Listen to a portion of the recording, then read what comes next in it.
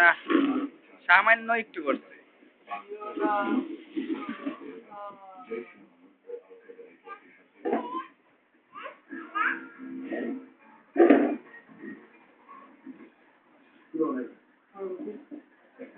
বৃহস্পতিবার রাতে হরকাতুল জিহাদ যুক্তরাজ্য সরকার আমির গোলাম মোস্তফাকে সিলেটের বিশ্বনাথ উপজেলা থেকে সাল থেকে ইংল্যান্ডে বসবাসরত গোলাম মোস্তফা এটা দোল সালে ব্রিটিশ গোয়েন্দারা কয়েক দফা সতর্ক করার পর ইন্টারপোলের মোস্ট এটা কি গোলাম মোস্তফা 2007 সাল থেকে স্থায়ীভাবে বাংলাদেশে বসবাস শুরু করে।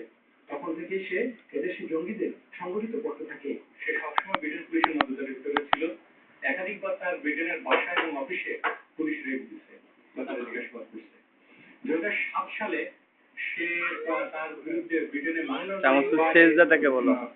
টেররিস্ট ফাইন্যান্সিং এর অভিযোগে মামলা দায়েরের প্রস্তুতি হলে সে কৌশলে বাংলাদেশে চলে বলো দাদা চামচ বলো বাংলাদেশের জঙ্গি এবং আন্তর্জাতিক জঙ্গিদের জন্য দাদাকে বলো না। ওই বছর ডিসেম্বরে রাজধানীর বাড্ডা থেকে অস্ত্র ও বিস্ফোরক সহ তাকে গ্রেফতার করে গোয়েন্দারা। ওই মামলায় 17 বছরের সাজা হয়। এই বছরের জানুয়ারিতে উচ্চ আদালত I do not know. I do not know. I don't know.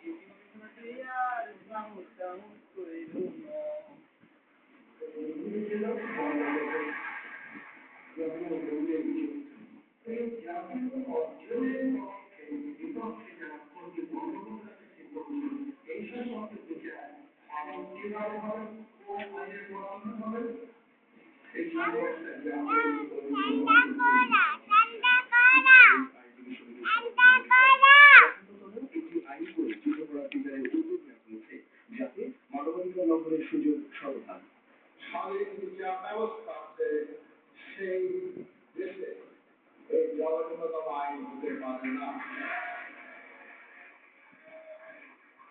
প্রকৃতির ধারা এমন ভাবে করা হয়েছে সভ্য সমাজে সেটা থাকতে পারে না। বিচারপতি আব্দুল বললেন হাইকোর্টকে বাইপাস করে এই বিচারের আয়োজন করে আইনের শাসন বিঘ্নিত করার চেষ্টা চলছে। হাইকোর্টের রাজ এখানে বসিয়ে দিয়ে হাইকোর্ট বলে দেয় না। This is not the constitutional scheme. আমি হাইকোর্ট রাজ এখানে বসিয়ে দিলাম এবং এটিকে আমি হাইকোর্ট বানিয়ে নিলাম। This is absolutely wrong. সম্মেলনের প্রধান অতিথি রুয়ান্ডা যুদ্ধাপরাধ ট্রাইব্যুনালের বিচারপতি টি ইনসান বললেন যুদ্ধাপরাধ বিচারের আইনটিতে আন্তর্জাতিক মান রক্ষিত হয়নি।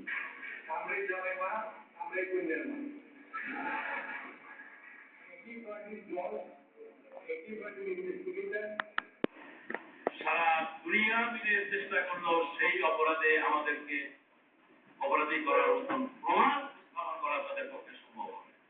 আমরা ইসলামী আদর্শের ভিত্তিতে বাংলাদেশকে একটি কল্যাণ রাষ্ট্রে পরিণত করার ও কি চায় দেখ না কর্মসূচি নিয়ে রাখেন, এটা আমাদের বড় অপরাধ।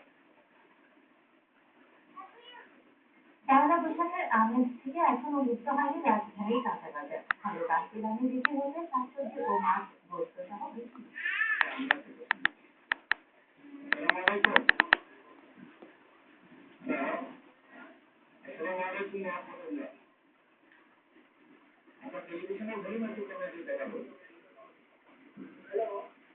আমি শুনতে পাচ্ছি, বলুন। গাড়ি গাড়ি